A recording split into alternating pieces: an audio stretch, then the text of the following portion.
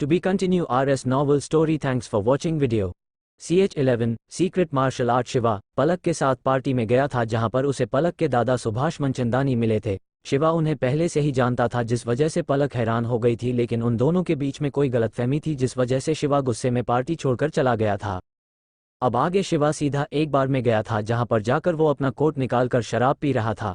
शिवा कई गिलास शराब के पी गया था और पूरे गुस्से में था, लेकिन शिवा को आज शराब का नशा भी नहीं चढ़ रहा था। शिवा ने गुस्से में खुद से कहा, मुझे पहले पलक के बारे में पता कर लेना चाहिए था। मैंने नहीं सोचा था कि वो मनचंदानी परिवार से होगी। शिवा गुस्से में बस शराब पिए जा रहा था। तभी एक खूबसूरत लड़की शिवा के पास आती है और उसकी गोद में बैठ जाती है और शिवा का कोट उठाकर उसे ओढ़ लेती है। उस लड़की को अपने इतने नज़दीक देख शिवा ने कहा, ये तुम क्या कर रही हो? अभी तो हम एक दूसरे को जानते भी नहीं है, तो तुम्हें इतनी जल्दी किस बात की है? शिवा उस लड़की को अपनी गोद में से उठाने ही वाला था कि तभी वो लड़की घबराहट में बोली, प्लीज़ ऐसे ही बैठे रहो, मेरे पीछे गुंडे पड़े हैं, तुम कुछ वक्त के लिए ऐसे ही रहो। उस लड़की की बात सुनकर शिवा हाँ कर देता है और फिर उस लड़की का चेहरा देखता है जो कि देखने में बहुत ही खूबसूरत लग रहा था, पर उसके चेहरे की घबराहट और परेशानी दोनों साफ दिखाई दे रही थी। घबराहट के मारे उस लड़की को पसीना आ रहा था, वो बहुत ही घबराई हुई दिख रही थी, जैसे कि बात उसकी जान की हो। उस लड़की के चेहरे की घबराहट को देखकर ही समझ गया था कि बात कुछ ज़्यादा ही बड़ी है। शिवा ने फिर धीरे से कोर्ट से बाहर निकलकर देखा और उस लड़की से कहा, मुझे लगता है अब वे चले गए। शिवा की बात सुनकर वो लड़की शिवा की गोद में से उठकर वो लड़की शिवा का शुक्रिया करके वहां से जाने लगी। तभी शिवा बोला, तुम्हें सामने से बाहर नहीं जाना चाहिए, अभी भी कुछ गुंडे बाहर ही होंगे। वो लड़की शिवा की बात पर ध्यान दिए बिना ही वहां से चली जाती है और शिवा भी उसके ऊपर ध्यान नहीं देता है और खुद से वो लड़की शिवा की बात पर ध्यान दिए बिना ही वहां से चली जाती है और शिवा भी उसके ऊपर ध्यान नहीं देता है और खुद से कहता है, मैं एक आम जिंदगी जीना चाहता हूँ और पता नहीं इन परेशानियों को मेरा पता किसने दे दिया, जहां भी जाऊं कोई ना कोई परेशानी आ ही जाती है। शिवा एक गहरी सांस लेकर आगे बोला, पर अब से ऐसा नहीं होगा, मैं अब एक आम जिंदगी जीऊंगा, किसी दूसरे के मसले में अपनी टांग नहीं अड़ाऊंगा। शिवा फिर से शराब का गिलास पीने लगता है। शिवा आज लगातार शराब पी रहा था। अब तो शिवा को भी इस बात का अंदाजा नहीं था कि वो अब तक कितने गिलास शराब के पी गया होगा, लेकिन शिवा का गुस्सा अभी भी शांत नहीं हो रहा था। तभी कुछ गुंडे उस बार में आते हैं और उनके साथ वो लड़की भी थी जिसे शिवा ने बचाया था, लेकिन शिवा की बात पर ध्यान ना देने की वजह से वो पकड़ी गई थी। एक आदमी उसे खिंचकर शिवा के पास से लेकर जाता है और वो लड़की चिल्लाकर शिवा से कहती है, मेरी मदद करो, लेकिन शिवा उसकी बात पर ध्यान नहीं देता और खुद से कहता है, मैंने तो अभी अभी खुद से ये कहा था कि मैं दूसरों के मसले में टांग नहीं अड़ाऊंगा, तो मैं तुम्हारी मदद कैसे करूं? शिवा एक आम जिंदगी जीना चाहता था और वो एक आम जिंदगी तभी जी सकता था जब वो परेशानियों से दूर रहे। शिवा शांति से बैठकर अपनी शराब पीने लगता है। तभी एक गुंडा शिवा के सर पर मारते हुए बोला, अब यहाँ बैठा कहाँ है, चल चुपचाप निकल यहाँ से, वरना तेरे साथ अच्छा नहीं होगा। शिवा उस गुंडे की बात पर ध्यान नहीं देता है और अपनी शराब पीने लगता है। वो गुंडा इस बार गुस्से में शिवा से बोला, हम ब्लैक फॉक्स गैंग के आदमी है, यहाँ से चुपचाप चला जा वरना तेरी लाश भी नहीं मिलेगी। उस आदमी की बात सुनकर शिवा को गुस्सा आ जाता है और अपने शराब के गिलास को नीचे रखकर शिवा उठता है और उस आदमी का सर टेबल पर लगातार मारने लगता है। शिवा गुस्से में बोला, तुम ब्लैक फॉक्स गैंग को मुझसे दिक्कत क्या है? मैं जहां भी जाता हूं मेरे पीछे पीछे आ जाते हैं। शिवा की बात सुनकर सभी गुंडे हैरानी में शिवा को ही देखने लगते हैं। उस बार में इस वक्त उन सभी गुंडों और के सिवाय और कोई नहीं था। उन गुंडों ने बार के सभी लोगों को बाहर निकलवा दिया था, बस शिवा ही वहां पर बैठा शराब पी रहा था। उन सभी गुंडों के बॉस, जिसे सभी नाइफ मास्टर के नाम से जानते थे, वो बहुत ही बेरहम था। नाइफ मास्टर को सभी लोग जानते थे कि वो अपने दुश्मन को एक बार न मारकर उसे अपने नाइफ से शरीर पर सैकड़ों जख्म देकर तड़पा तड़पा कर मारता है। पुलिस भी आज तक नाइफ मास्टर को पकड़ नहीं पाई, क्योंकि उसके खिलाफ कोई भी गवाही देने के लिए नहीं मानता और जो गवाही देने की हिम्मत करता है उसे वो इस दुनिया से ही गायब कर देता है। नाइफ मास्टर ने अपने एक आदमी से शिवा को देखकर कहा, ये कौन है और ये यहाँ पर हंगामा क्यों खड़ा कर रहा है? उसका आदमी बेफिक्री से कहा, ये सिर्फ एक शराबी है जो यहाँ नशे में हंगामा खड़ा कर रहा है। नाइफ मास्टर ने उस आदमी से कहा, तो ठीक से इसे यहाँ से बाहर निकालो। इतना कहकर नाइफ मास्टर उस लड़की की तरफ मुड़ जाता है और बोलता है, जल्दी से वो वीडियो हमें दे दो, वरना अगर हमने उसे तुमसे छीना तो तुम कहीं की नहीं रहोगी। मेरे आदमियों वैसे भी बहुत प्यासे हैं, तुमसे उनकी प्यास अच्छे से बुझ जाएगी। नाइफ मास्टर की बात से वो लड़की डरी हुई थी, लेकिन वो उसे वीडियो भी नहीं देना चाहती थी। तभी पीछे से किसी के जमीन पर गिरने की आवाज आती है और जब वे पीछे मुड़कर देखते हैं तो शिवा ने नाइफ मास्टर ने 4 आदमियों को नीचे ढेर कर रखा था। शिवा फिर सभी को नजरअंदाज करके सीधा नाइफ मास्टर से बोला, उस लड़की को छोड़ दे, मुझे उसके साथ शराब पीनी है। शिवा की बातों से ऐसा ही लग रहा था जैसे कि वो नशे में हो, लेकिन नाइफ मास्टर शिवा को एक नज़र देखकर ही समझ गया था कि ये कोई आम लड़का नहीं है। नाइफ मास्टर ने शांति से बात को संभालने की कोशिश की। हमें इस लड़की से सिर्फ अपनी वीडियो चाहिए, फिर उसके बाद तुम इसके साथ शराब पियो या फिर मजे करो, हमें फर्क नहीं पड़ता। शिवा तुरंत एक जोश के साथ बोला, वीडियो कहीं तुम SD कार्ड की बात तो नहीं कर रहे? हाँ, हम उसी की बात कर रहे हैं, हमें सिर्फ वही चाहिए। अगर तुम्हें पता है वो कहाँ है तो हमें बता दो, मैं इस लड़की को तुम्हें देकर चला जाऊंगा। नाइफ मास्टर एक्साइटेड हो गया था और शिवा के कुछ बोलने का इंतजार कर रहा था। तभी शिवा अपनी शर्ट और पैंट की जेब को चेक करते हुए बोला, लगता है वो SD कार्ड तो मेरे पास है, इसने अभी तो मुझे दिया था। शिवा की बात सुनकर सभी गुंडे शिवा को घेर लेते हैं और शिवा की तलाशी लेकर उससे वो SD कार्ड छीनने के लिए तैयार हो जाते हैं। दोनों गुंडे आगे बढ़कर शिवा पर हमला करने के लिए भी जाते हैं, लेकिन शिवा एक गुंडे को उठाकर दूसरे के ऊपर फेंक देता है और वे दोनों ही नीचे गिर जाते हैं। अब शिवा के पास बाकी सभी गुंडों को आने में भी डर लग रहा था। तभी नाइफ मास्टर ने आगे आते हुए कहा, लड़ाई झगड़े से कुछ नहीं होने वाला है, क्यों ना हम एक गेम खेले? शिवा बोला, गेम? कैसा गेम? कहीं तुम मेरे साथ 1v1 फाइट तो नहीं करना चाहते? नाइफ मास्टर गेम के बारे में बताते हुए बोला, मैं तुम्हारी तरफ अपना एक चाकू फेंकूंगा, अगर वो तुम्हें लगा तो तुम हार जाओगे और अगर वो तुम्हें नहीं लगा तो मैं हार मान लूंगा, पर इस गेम की कुछ शर्तें भी है। नाइफ मास्टर ने गेम की शर्तें बताते हुए आगे कहा, अगर मैं हार गया तो तुम उस लड़की को यहाँ से लेकर जा सकते हो, लेकिन अगर मैं जीता तो तुम्हें वो SD कार्ड मुझे देना होगा। नाइफ मास्टर की बात सुनकर सभी आपस में बात करने लगते हैं। एक गुंडा दूसरे से बोला, आज तो इस लड़के का मरना पक्का है। भी बॉस के साथ ये गेम खेला है, वो आज तक जिंदा नहीं बच पाया। कहते हैं कि बॉस ने चाकू फेंकने की एक मार्शल आर्ट को सीखा था और उसे सीखने में बॉस को कई साल लगे थे। ये बात वो लड़की भी जानती थी कि नाइफ मास्टर के नाइफ से आज तक कोई भी नहीं बचा है, इसीलिए वे भी घबरा जाती है और वो नाइफ मास्टर से कहती है, तुम इस लड़के को बीच में क्यों ला रहे हो, ये तो सिर्फ एक शराबी है। नाइफ मास्टर बोला, ये खुद हमारे काम के बीच में आया है और ये कह रहा है कि वो वीडियो इसके पास है, तो हम इसे ऐसे ही नहीं छोड़ सकते। नाइफ मास्टर फिर शिवा से बोला, तो क्या अब तुम तैयार हो? 1 मिनट। ये बोलकर शिवा ने अपने शराब का गिलास उठाया और शराब पीते हुए बोला, हाँ अब तुम फेंक सकते हो। शिवा की ऐसी हालत देखकर नाइफ मास्टर हंसता हुआ अपने मन में बोला, मेरे नाइफ से बचना नामुमकिन है, मैंने 5 साल नाइफ फेंकने की मार्शल आर्ट का अभ्यास किया है, मेरी इस मार्शल आर्ट से बड़े बड़े मास्टर नहीं बच पाते हैं, ये तो फिर भी एक शराबी है। नाइफ मास्टर अपना नाइफ फेंकने के लिए तैयार होने लगता है और शिवा अपनी शराब का गिलास ही खत्म कर रहा होता है। नाइफ मास्टर के हाथ में हरे रंग का ओरा आने लगता है और वो ओरा धीरे धीरे एक सांप का रूप ले लेता है। नाइफ मास्टर फिर अपने चाकू को शिवा की तरफ फेंक देता है और तभी सबको नजर आता है कि नाइफ मास्टर ने एक नहीं बल्कि 5 चाकू फेंके थे, जो कि सरासर चीटिंग थी। लेकिन अब शिवा के पास शिकायत करने का मौका नहीं था, क्योंकि अगर एक भी चाकू शिवा को लगा तो वो उसके आर पार हो जाएगा और शिवा वहीं पर मारा जाएगा।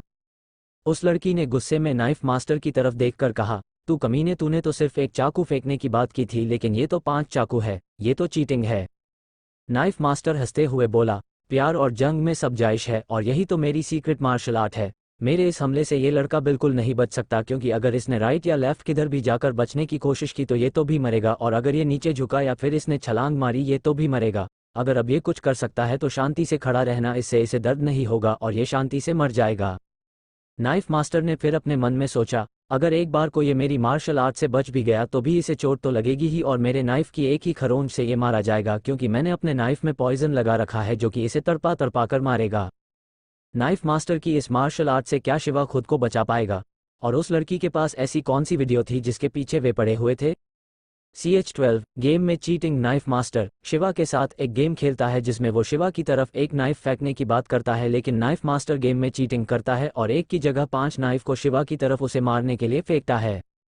अब आगे नाइफ मास्टर की इस मार्शल आर्ट से बचना नामुमकिन था और इसीलिए नाइफ मास्टर एक शैतानी हंसी के साथ खड़ा था, लेकिन शिवा बहुत ही शांति से अपनी शराब पी रहा था और वो अपनी जगह से हिल भी नहीं रहा था। तभी शिवा के शराब का गिलास खाली हो जाता है और वो उसे आगे की तरफ कर देता है। शिवा जैसे ही अपने शराब के गिलास को आगे करता है तो नाइफ मास्टर के फेंके हुए सभी नाइफ गायब होकर उस गिलास में आ जाते हैं। नाइफ मास्टर का हमला बेकार होते देख सभी लोगों के मुंह खुले के खुले रह गए थे, यहाँ तक कि नाइफ मास्टर की हंसी भी कहीं गायब हो गया था और वो अपनी हैरान नजरों से शिवा को देखने लगता है। अपने गिलास में नाइफ मास्टर के 5 नाइफ देखकर शिवा हैरानी से बोला, लगता है मुझे नशा चढ़ गया है, तुमने एक नाइफ फेंका था, मुझे 5-5 दिखाई दे रहे हैं।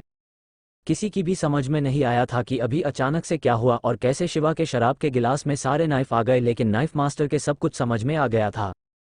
नाइफ मास्टर एक ताकतवर मार्शल आर्टिस्ट था, जिस वजह से उसकी नज़रें भी बहुत तेज थी और उसने शिवा को मूव करते देखा था। हालांकि ये बात अलग थी कि शिवा इतना तेज था कि ठीक से वो भी कुछ नहीं देख पाया था, लेकिन इतना वो समझ गया था कि शिवा की स्पीड इतनी ज़्यादा थी कि बाकी सबको लग रहा था कि शिवा अपनी जगह से हिला ही नहीं। उस लड़की के भी कुछ समझ में नहीं आया था कि अभी वहां पर क्या हुआ है, लेकिन शिवा को जीतता देख वो बहुत खुश हो गई थी, क्योंकि नाइफ मास्टर ने कहा था कि शिवा के जीतते ही वो उसे वहां से जाने देगा।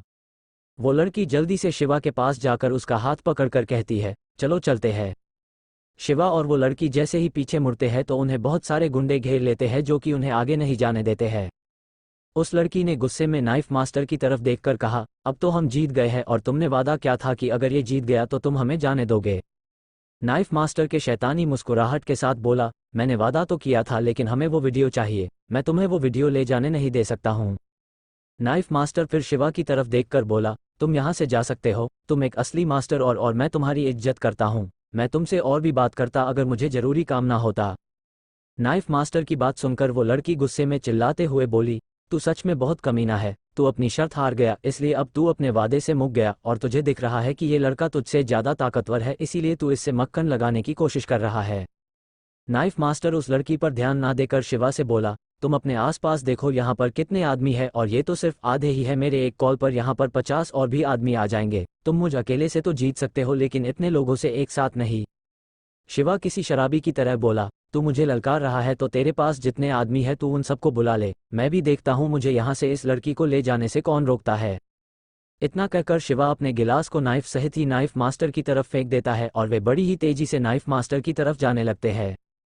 शिवा के फेंके हुए नाइफ की स्पीड देखकर नाइफ मास्टर समझ गया था कि वो उनसे नीचे बच सकता है, इसीलिए वो अपने औरे से अपने शरीर पर शील्ड बनाने लगता है, जिससे उसे नाइफ से कुछ भी ना हो। सभी इंसानों के अंदर शक्ति होती है, लेकिन उस शक्ति को जगाने के लिए ध्यान करना पड़ता है, और जब उनकी शक्ति जाग जाती है तो उन्हें मार्शल आर्टिस्ट कहा जाता है। सभी मार्शल आर्टिस्ट अपने शरीर के अंदर से एनर्जी को बाहर निकालकर उसे अपनी अपनी तकनीक के हिसाब से आकार दे सकते हैं। नाइफ मास्टर ने इस वक्त अपनी एनर्जी को एक गोरिल्ला का रूप दिया था और खुद को शिवा के हमले से बचाने की कोशिश की थी, लेकिन शिवा के फेंके हुए नाइफ की स्पीड इतनी ज़्यादा थी कि नाइफ मास्टर भी उन्हें रोक नहीं पाता है और सारे चाकू उसको जाकर लगते हैं। का चाकू उसके पैर में, एक चाकू उसके हाथ में और एक चाकू कंधे पर, एक चाकू उसके गाल को छूकर निकल जाता है और एक चाकू तो उसकी आंख में ही लग जाता है, जिस वजह से उसकी एक आंख फूट जाती है। नाइफ मास्टर दर्द में चिल्लाने लगता है और अपनी एनर्जी से अपने दर्द को कम करने की कोशिश करता है। नाइफ मास्टर चिल्लाते हुए अपने आदमियों से बोला, इसे खत्म कर दो और अपने बाकी आदमियों को भी बुला लो, आज इसे जिंदा मत जाने दो। नाइफ मास्टर की बात सुनकर सभी गुंडे शिवा के ऊपर हमला कर देते हैं। शिवा अपना हाथ उस लड़की के हाथ से छुटाकर अपनी शर्ट के शुरू कर 2 बटन खोलता है और उन सभी गुंडों से लड़ने लगता है। शिवा एक छलांग लगाकर अपनी लात को एक गुंडे के सर में मारता है और हवा में ही घूमकर दूसरे गुंडे के सर पर भी लात मारता है। शिवा फिर एक गुंडे की टांग पकड़कर उसे हवा में घुमाने लगता है और जो भी उसके सामने आता है वो उससे टकराने लगता है। फिर वहां पर उन गुंडों के और भी साथी आ जाते हैं, पर शिवा उनका भी वही हाल करता है और उन सभी को पीटने के बाद शिवा अपना कोट उठाता है और वहां से जाने लगता है। शिवा को वहां से जाता हुआ देखकर नाइफ मास्टर पीछे से चिल्लाकर बोला, तूने ब्लैक फॉक्स गैंग से पंगा लेकर सही नहीं किया है। मैं अपनी गैंग में इतना ज़्यादा ताकतवर नहीं था, लेकिन और भी ताकतवर लोग हैं जो मेरा बदला लेने जरूर आएंगे। हम तुझे पाताल से भी ढूंढकर बाहर निकाल लेंगे और फिर तुझे छोड़ेंगे नहीं। शिवा बेफिक्री से बोला, ये खोखली धमकी मैं पहले भी सुन चुका हूँ, लेकिन अगर फिर भी तू मुझसे बदला लेना ही चाहता है तो मुझे ढूंढने की ज़रूरत नहीं है। मैं तुझे खुद अपने बारे में बताता हूँ। मेरा नाम शिवा राठौड़ है और मैं एक कॉलेज स्टूडेंट हूँ। तेरा जब मन करे तू बदला लेने आ जाना। ये बोलकर शिवा बार से बाहर आ जाता है और पलक की दी हुई लैम्बोर्गिनी कार की तरफ जाने लगता है। शिवा के पीछे पीछे वो लड़की भी आ रही थी, जिसे देखकर शिवा बोला, अब तुम मेरा पीछे क्यों कर रही हो? वे गुंडे कुछ देर तक तुम्हारे पीछा नहीं करेंगे तो तुम्हें कहीं जाकर छिप जाना चाहिए। वो लड़की बोली, वो मैं तो तुमसे दोस्ती करने के लिए तुम्हारा पीछे आ रही थी। तुम्हारा नाम तो शिवा है ना, और तुम एक कॉलेज स्टूडेंट हूँ। मेरा नाम मोनिका यादव है और मैं एक छोटे से चैनल पर न्यू रिपोर्टर हूँ। मोनिका के बारे में जानकर शिवा बोला, तो तुम रिपोर्टर हो, इसीलिए तुमने उनकी वीडियो बनाई? मोनिका एक्साइटमेंट में बोली, मैं ब्लैक फॉक्स गैंग के खिलाफ सबूत इकट्ठे कर रही हूँ। क्या तुम देखना चाहते हो उस वीडियो में क्या था? मुझे ये जानने का शौक नहीं है कि उस वीडियो में क्या है।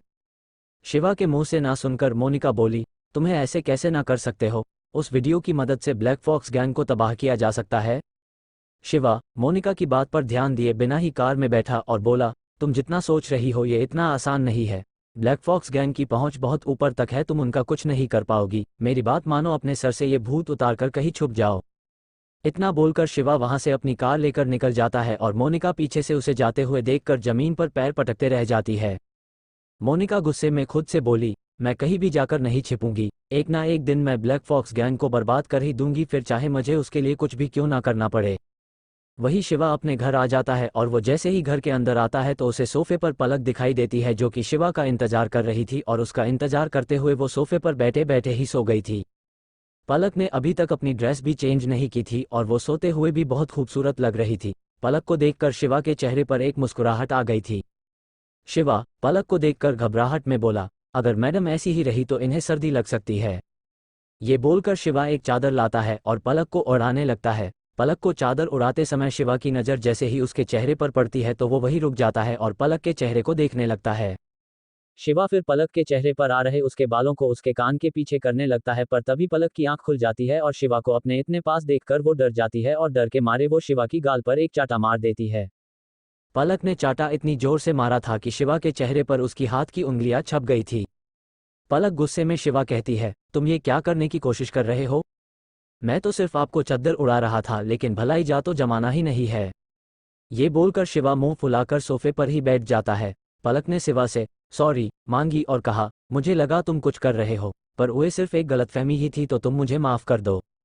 शिवा गुस्से में उठता है और बोलता है, ठीक है, मैंने आपको माफ़ किया, अब मैं अपने कमरे में जा रहा हूँ। पलक शिवा को रोकते हुए बोली, शिवा रुको, मुझे तुमसे कुछ बात करनी है। पलक की बात सुनकर शिवा रुक जाता है और वापस सोफे पर बैठ जाता है। पलक फिर शिवा के पास आकर अपने दुपट्टे से उसके गाल को सहलाने लगती है। पलक फिर शिवा से बोली, सॉरी। ये सॉरी किस लिए है? शिवा समझ नहीं पाया था पलक उसे दोबारा से सॉरी क्यों बोल रही है। पलक ने उदासी भरी आवाज में कहा, आज पार्टी में जो कुछ भी हुआ उसके लिए मैं नहीं जानती थी कि तुम और दादू एक दूसरे को पहले से ही जानते हैं। शिवा बोला, इसमें तुम्हारी कोई गलती नहीं है, ये सिर्फ एक इत्तेफाक था। तभी पलक सवाल पूछते हुए बोली, वैसे तुम और दादू के दूसरे को जानते कैसे हो? दादू बता रहे थे कि तुमने उनके साथ काम भी किया है और वे तुम्हें शैतान बता रहे थे, तुमने ऐसा क्या काम किया है उनके साथ? क्या शिवा अपनी सच्चाई पलक को बता देगा? जानने के लिए पढ़ते रहिए लो प्रोफाइल बॉय। उस आदमी का नाम शक्ति सैन था, जो कि कुल 24 साल का ही था, लेकिन देखने में वो काफ़ी उम्र का लगता था। शक्ति ने जितने भी कपड़े पहन रखे थे वे सारे ब्रांडेड थे और उसके हाथों में सोने की अंगूठी, गले में सोने की चैन। शक्ति को देखने से ही पता चल रहा था कि वो कितना अमीर है। शक्ति उस सर्वेंट से बोला, रामू काका रास्ता साफ कराए, मुझे अपना गिफ्ट भी अंदर रखवाना है। शक्ति की बात सुनकर उस सर्वेंट ने खुशी से कहा, मेरा नाम रामू नहीं है, लेकिन आप चाहे तो मुझे रामू काका बुला सकते हैं। ये बोलकर वो शिवा को रास्ते से हटा देता है और अपने में मन में सोचता है, जब शक्ति से यहाँ पर आ ही गए हैं तो इस लड़के को अब एक कोने में खड़े रहकर ही सब देखना पड़ेगा, क्योंकि चाहत मैम इसे अपने पास भी नहीं आने देगी। शिवा के रास्ते से हटते ही शक्ति अंदर जाते हुए बोला, चलो मेरा गिफ्ट ले आओ। शक्ति की बात सुनते ही कुछ आदमी एक पियानो को उठाकर लाने लगते हैं, जो कि देखने में बहुत ही कीमती लग रहा था। शक्ति के पीछे पीछे वो सर्वेंट यानी रामू काका भी अंदर चले जाते हैं और शिवा भी किसी पर ध्यान ना देकर अंदर आ जाता है। उनके अंदर आने के तुरंत बाद ही चाहत भी सीढ़ियों से नीचे आने लगती है। चाहत ने आज पिंक कलर की साड़ी पहन रखी थी, जिसमें वो किसी हूर की परी से कम नहीं लग रही थी। चाहत इस वक्त इतनी खूबसूरत लग रही थी कि उसके सामने फिल्मों की एक्ट्रेस भी फीकी पड़ जाए। शक्ति चाहत को देखकर उसका दीवाना ही हो जाता है और कहता है, चाहत आज कितनी खूबसूरत लग रही है, मेरा तो मन कर रहा है कि मैं इससे अभी शादी कर लूँ। चाहत जैसे ही सीढ़ियों से नीचे आती है तो शक्ति आगे जाकर बोलता है, happy birthday my sweet heart. मैं तुम्हारे लिए तुम्हारी मनपसंद चीज़ लाया हूँ, पियानो। तुम्हें म्यूज़िक बहुत पसंद है ना, इसीलिए मैं तुम्हारे लिए ये पियानो लाया हूँ। ये दुनिया के सबसे अच्छे पियानो में से एक है, जो मैंने खास तुम्हारे लिए इटली से मंगवाया है। इसकी कीमत ज़्यादा नहीं है, बस कुछ लाख $। शक्ति अपने पियानो की तरफ इशारा करके उसकी एक एक खूबी बताने लगता है, पर चाहत उसकी बात पर बिल्कुल भी ध्यान नहीं देती है और सीधा शिवा के पास चली जाती है। शिवा चाहत को देखकर बोला, हैप्पी बर्थडे चाहत, मैं तुम्हारे लिए ज़्यादा तो नहीं लेकिन ये लेकर आया हूँ। शिवा ने अपने हाथ में पकड़ी आलू टिक्की की चाट की पॉलीथीन चाहत को पकड़ा दी, जिसे देखकर चाहत के चेहरे पर एक बड़ी सी मुस्कान आ गई। चाहत खुशी से बोली, थैंक यू शिवा, मैं तुम्हें बता नहीं सकती कि तुम्हारा गिफ्ट मेरे लिए कितना कीमती है। इतना बोलकर चाहत शर्माते हुए अपने कमरे में वापस चली गई। चाहत को शर्माते हुए अपने कमरे में जाता देख शक्ति और रामू काका दोनों हैरान हो गए थे। उन दोनों की तो आंखें फटी की फटी रह गई थी, उन्हें अपनी आंखों पर यकीन नहीं हो रहा था। रामू काका ने हैरानी में कहा, चाहत मैम ने इतने कीमती पियानो को छोड़कर उस गरीब से उसका गिफ्ट ले लिया, बल्कि आपके गिफ्ट पर नज़र भी नहीं डाली। मुझे तो अपनी आंखों पर यकीन भी नहीं हो रहा। रामू काका की बात सुनकर शक्ति के चेहरे पर गुस्सा आ गया था, लेकिन उसकी आंखों में गुस्सा नहीं बल्कि जलन साफ दिख रही थी। जहां कुछ देर पहले शक्ति शिवा को पूरी तरह नज़रअंदाज कर रहा था, वहीं अब उसका सारा ध्यान शिवा पर आ गया था। शक्ति जब यहाँ आया था तो उसने शिवा को इस तरह नज़रअंदाज कर दिया था कि जैसे यहाँ शिवा जैसा कोई है ही नहीं है। शक्ति ने फिर हॉल में बड़े सोफे पर बैठते हुए शिवा से कहा, तुम भी बैठ सकते हो, खड़े खड़े थक गए होंगे। शक्ति के मन में अब क्या चल रहा है, शक्ति शिवा के साथ क्या करने की सोच रहा है, जानने के लिए पढ़ते रहिए लो प्रोफाइल बॉय। CH14 के साथ लेजेंड शिवा चाहत के बर्थडे के लिए उसके घर पर गया था, जहां पर उसे एक और अमीर लड़का शक्ति सैन मिला था जो चाहत के लिए गिफ्ट में बहुत ही कीमती पियानो लेकर आया था। लेकिन चाहत उसके गिफ्ट की तरफ देखती भी नहीं है और शिवा से उसकी आलू चाट की टिक्की को लेकर अपने कमरे में चली जाती है। अब आगे चाहत ने कमरे में आने के बाद खुद से कहा, शिवा मेरे लिए गिफ्ट लेकर आया, पर मैं ऐसे भागकर कमरे में आ गई। वो मेरे बारे में क्या सोच रहा होगा, पर क्या ही कर सकती हूँ, मुझे उसके सामने आज बहुत ज़्यादा शर्म आ रही थी। वहीं नीचे हॉल में शक्ति और शिवा दोनों आमने सामने सोफे पर बैठे हुए थे और शक्ति के पीछे रामू काका भी खड़े हुए थे। शक्ति शिवा को ही घूर रहा था। पहले तो उसे शिवा में बिल्कुल भी इंटरेस्ट नहीं था, लेकिन जैसे ही चाहत ने शिवा से उसका गिफ्ट लिया तो उसकी सारा इंटरेस्ट शिवा में आ गया। शक्ति एक गहरी सांस लेकर शिवा से बोला, मुझे लगता है तुम चाहत के दोस्त हो, तो हम दोनों को भी दोस्ती कर लेनी चाहिए। मेरा नाम शक्ति सैन है, मैं रघुवीर सैन का पोता हूँ। तुमने मेरे दादा का नाम तो सुना ही होगा।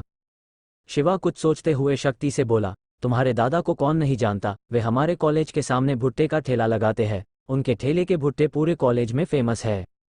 शिवा की बात सुनकर शक्ति और पीछे खड़े रामू काका दोनों को गुस्सा आ गया था। शक्ति गुस्से में बोला, मेरे दादा किसी कॉलेज के सामने ठेला नहीं लगाते हैं, वे एक बहुत ही बड़े बिजनेसमैन है और तुम्हें ये जानकर हैरानी होगी कि वे एक मार्शल आर्टिस्ट भी है जिन्होंने एक ग्रांड लेवल तकनीक भी बनाई है। शिवा पूरे ध्यान से शक्ति की बात सुन रहा था, जैसे कि उसे उसकी बात में इंटरेस्ट आ रहा हो। तभी पीछे से रामू काका शिवा को नीचा दिखाते हुए बोले, तुम जैसे गरीबों को मास्टर रघुवीर के बारे में कैसे पता हो सकता है, वे एक बिजनेसमैन ही नहीं बल्कि वे 7 लेजेंड में से एक है। शिवा कंफ्यूजन में बोला, 7 लेजेंड ये कौन है? रामू काका शिवा का मजाक बनाते हुए बोला, तुमसे और उम्मीद ही क्या की जा सकती है, तुम्हें 7 लेजेंड के बारे में भी नहीं पता है। जब कोई इंसान किसी एक काम में अपने आप को इतना ज़्यादा काबिल बना लेता है कि उसकी बराबर का कोई भी ना हो, तब वो एक लेजेंड बन जाता है और भारत में 7 लेजेंड है। रामू काका ने बताते हुए आगे कहा, उन 7 लेजेंड में सभी अलग अलग प्रोफेशन के लेजेंड है और रघुवीर जी भी उन 7 लेजेंड में से ही एक है। रघुवीर जी म्यूजिक में लेजेंड है। शिवा को अब सब कुछ समझ में आ रहा था। वही रामू काका की नज़र शक्ति पर जाती है, जो कि अपने दादा के बारे में सुनकर बहुत ही खुश था। शक्ति के चेहरे पर अपने दादा के लिए गर्व था और शक्ति को खुश देखकर रामू काका भी खुश हो गए थे। तभी शक्ति गंभीर चेहरा बनाकर बोला, वैसे तो मेरे दादा ने मुझे म्यूजिक की बहुत ही तकनीक सिखाई है, लेकिन एक लड़का है जिसका नाम समीर चंदेल है, वो मुझसे भी अच्छा म्यूजिक बजाता है, मुझे बस उसी से आगे जाना है। रामू काका शक्ति की बड़ाई करते हुए बोले, आप तो बहुत ही टैलेंटेड हो, आप जरूर ही एक दिन समीर चंदेल को पीछे छोड़ दोगे। उन दोनों के मुंह से समीर चंदेल का नाम सुनकर शिवा के चेहरे पर अचानक से हैरानी आ गई थी। शिवा हैरानी में बोला, आप तो सच में म्यूजिक के बारे में बहुत जानते हैं। शिवा ने फिर एक सवाल किया, आपने अभी समीर चंदेल का नाम लिया है, क्या आपको उसके बारे में कुछ पता है? शिवा को अचानक से अपनी बात में इंटरेस्ट लेते देख शक्ति ने अपने ऊपर गर्व करते हुए कहा, देखा तुम भी मेरे टैलेंट से प्रभावित हो गए ना, म्यूजिक है ही ऐसी चीज की कोई भी उसके बारे में बिना पूछे रह ही नहीं सकता। समीर आगे फिर शिवा को कुछ बताने ही वाला था, तभी पीछे से आवाज आई, चाहत कहाँ पर है? वे तीनों उस आवाज की तरफ देखते हैं जहां पर एक पैंट शर्ट पहने छोटे बालों में एक लड़की खड़ी थी। वो लड़की देखने में बिल्कुल एक लड़के के जैसे लग रही थी। वो तो उन तीनों ने उसकी आवाज़ सुन ली थी, वरना उन्हें तो वे एक लड़का ही लग रहा था और उस लड़की के लड़कों की तरह मसल भी थे जैसे कि वो कोई बाक्स हो। उस लड़की को देखकर शिवा और शक्ति तो हैरानी में उसे देखते रह गए थे। वही रामू काका उसे देखकर बहुत खुश हो गए थे। रामू काका खुशी से बोले, सनोली तुम सलोनी हो ना, तुम्हें देखे तो बहुत वक्त हो गया। सलोनी भी खुशी से बोली, मैं पूरे 3 साल बाद वापस आई हूँ, चाहत कहाँ है, मुझे उससे मिलना है। रामू काका ऊपर की तरफ जाते हुए बोले, मैं अभी चाहत मैम को बुलाकर लाता हूँ, तुम्हारा नाम सुनते ही वे बहुत खुश होगी। इतना कहकर रामू काका ऊपर चले जाते हैं और वही नीचे बैठा शक्ति धीरे से शिवा से बोला, मुझे नहीं लगा था कि चाहत की कोई ऐसी दोस्त भी होगी। शक्ति ने ये बात बहुत ही धीरे से कही थी, लेकिन सलोनी ने उसकी बात सुन ली थी और उसे ये बात सुनकर गुस्से में आ गई थी। सलोनी ने गुस्से में शक्ति के चेहरे पर किक मारी, लेकिन उसने अपनी किक शक्ति के चेहरे के पास आकर रोक दी, जिस वजह से शक्ति बहुत ज़्यादा डर गया था। सलोनी गुस्से में शक्ति की तरफ देखकर बोली, मैं चाहत की दोस्त हूँ, क्या इस बात से तुझे कोई परेशानी है? शक्ति डरते हुए बोला, नहीं मुझे क्या परेशानी होगी, बल्कि मुझे तो तुमसे मिलकर खुशी हुई। शक्ति की बात सुनकर सलोनी शांत हो जाती है। वही शिवा सलोनी को घूरते हुए बोला, ये लड़की बहुत तेज है और साथ ही ताकतवर भी, अगर इसकी किक शक्ति को लगती तो ये दोबारा उठता नहीं। शिवा को खुद को घूरता देख सलोनी गुस्से में शिवा की तरफ देखकर बोली, क्या तुझे मुझसे कोई परेशानी है? शिवा भी शक्ति की तरह ही डरते हुए बोला, नहीं नहीं, मुझे तो कोई भी परेशानी नहीं है, बल्कि मुझे तो खुशी है, तुम्हारी जैसी मर्दाना औरत चाहत की दोस्त है। तेरी तो। शिवा की बात सुनकर सलोनी को गुस्सा आ गया था और वो गुस्से में उसे कुछ कहने ही वाली थी, तभी उसे सीढ़ियों से चाहत आती हुई दिखाई दे गई थी, जिसे देखकर वो शांत हो गई थी। चाहत सीढ़ियों से नीचे आकर सलोनी के गले लग जाती है और खुशी से कहती है, तुम तो बहुत वक्त बाद वापस आए हो। जब हम पिछली बार मिले थे उस वक्त तुम स्कूल में थी, लेकिन फिर अपनी बॉक्सिंग की ट्रेनिंग के लिए दूसरे देश चली गई थी और तब से लेकर हम आज मिल रहे हैं।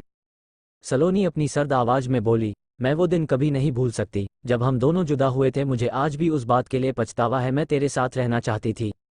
चाहत सलोनी को चुप करते हुए बोली, बस अब पुरानी बातों पर ध्यान मत दे, अगर अब तुम वापस आ ही गए हैं तो हम दोनों एक साथ रहेंगे। चाहत फिर सलोनी को ध्यान से देखती है और कहती है, वैसे अब तो तुम पहले से भी ज़्यादा स्ट्रांग लग रही हो, तुम्हारी तो मसल भी पहले से ज़्यादा ग्रो हो गई है। सलोनी मुस्कुराते हुए बोली, ये सब सिर्फ ट्रेनिंग का कमाल है। सलोनी फिर से अपनी सर्द आवाज में बोली, वैसे मैंने सुना था तुम्हारे ऊपर अभी कुछ दिनों पहले ही कुछ गुंडों ने अटैक किया था। चाहत उदास भरी आवाज में बोली, उन लोगों ने अंजलि को किडनैप कर लिया था, जिस वजह से आज अंजलि मेरे साथ नहीं है। क्या अंजलि को उन लोगों ने मार दिया? मुझे बताओ वो कौन थे? सलोनी को लगा कि उन लोगों ने अंजलि को मार दिया था। तभी चाहत ने सलोनी को शांत करते हुए कहा, तू आज भी पहले की तरह ही जल्दी गुस्सा हो जाती है, पहले मेरी पूरी बात तो सुन लेती। अंजलि को कुछ भी नहीं हुआ है, वो बिल्कुल ठीक है। मेरे कहने का मतलब ये था कि उस किडनैपिंग की वजह से डैड अंजलि को अपने साथ लेकर गए हैं, क्योंकि उन्हें उससे कुछ बात करनी है, वो उसे शाम तक वापस लेकर आ जाएंगे। चाहत ने पूरी बात समझाते हुए आगे कहा, मैं तो बस ये कह रही थी कि अगर वो किडनैपिंग नहीं होती तो इस वक्त भी अंजलि मेरे साथ ही होती।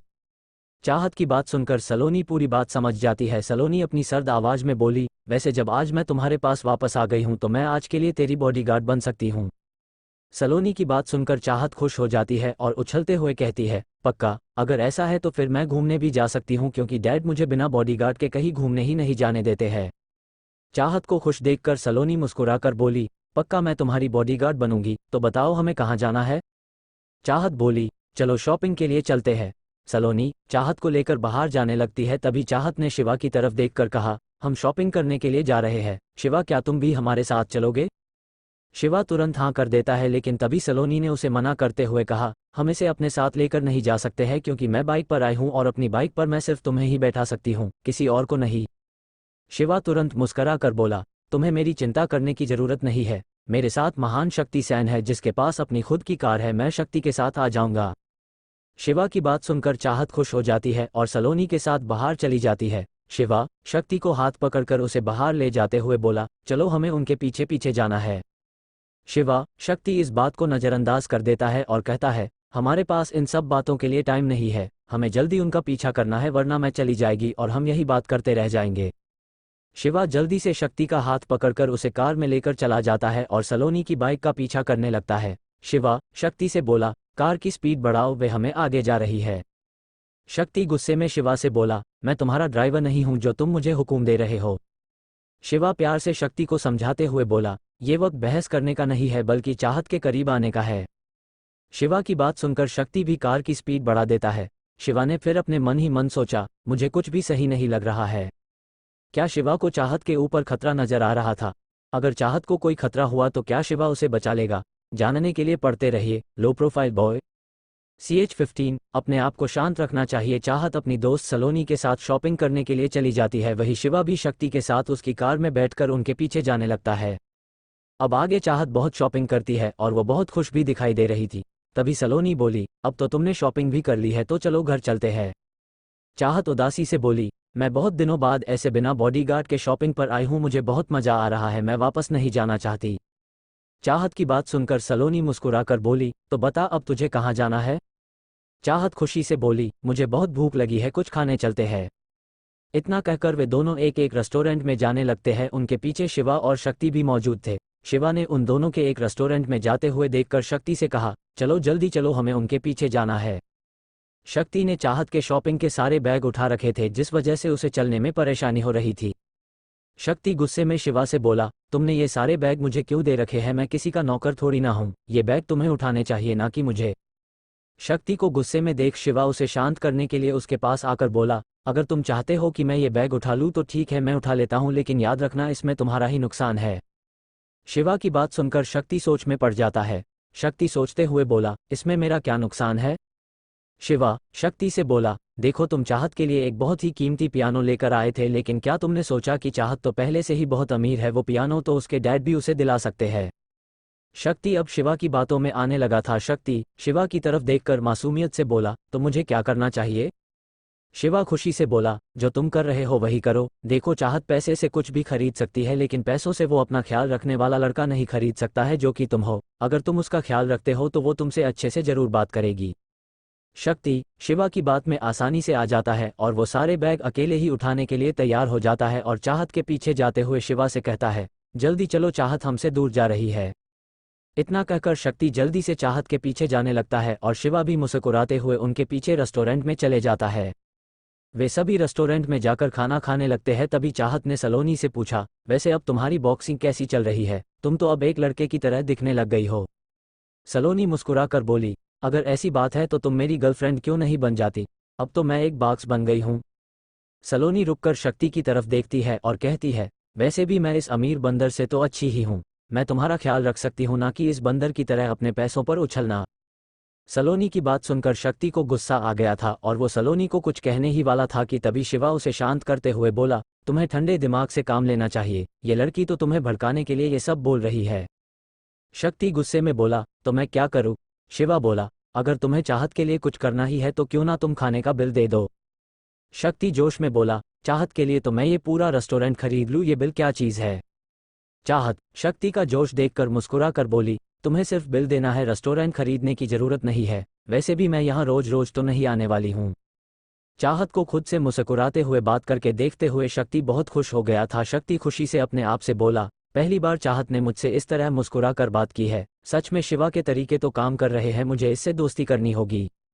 वे सभी अभी खाना ही खा रहे थे कि तभी उनकी टेबल की तरफ एक वेटर आता है जिसके हाथ में एक नाइफ था और उस वेटर को देखकर सलोनी सतर्क हो जाती है और उसकी तरफ अपनी टेबल पर से उठाकर एक नाइफ फेंक देती है जो कि उस वेटर को लगने ही वाला था। तभी सलोनी का नाइफ किसी चीज से टकराकर अपना रास्ता बदल लेता है। उस वेटर को इस बारे में पता भी नहीं चला था कि उसकी तरफ एक नाइफ आ रहा था जो कि उसे मारने वाला था। वो वेटर इन सब चीजों से अनजान अपने नाइफ को चाहत के पास वाले दूसरे टेबल पर बैठे कपल को दे देता है। सलोनी ये देखकर एक गहरी सांस लेती है और फिर उसकी नज़र अपने नाइफ पर जाती है जो कि दीवार में धंस चुका था और उसके नाइफ के ऊपर एक फोक भी धंसा हुआ था, जिसे देखकर सलोनी हैरानी हो गई थी। सलोनी हैरानी में अपने आसपास देखने लगती है। तभी शिवा ने उसे धीरे से कहा, हमें हर पल शांत रहना चाहिए और खासकर उस वक्त जब हमें किसी को बचाना हो।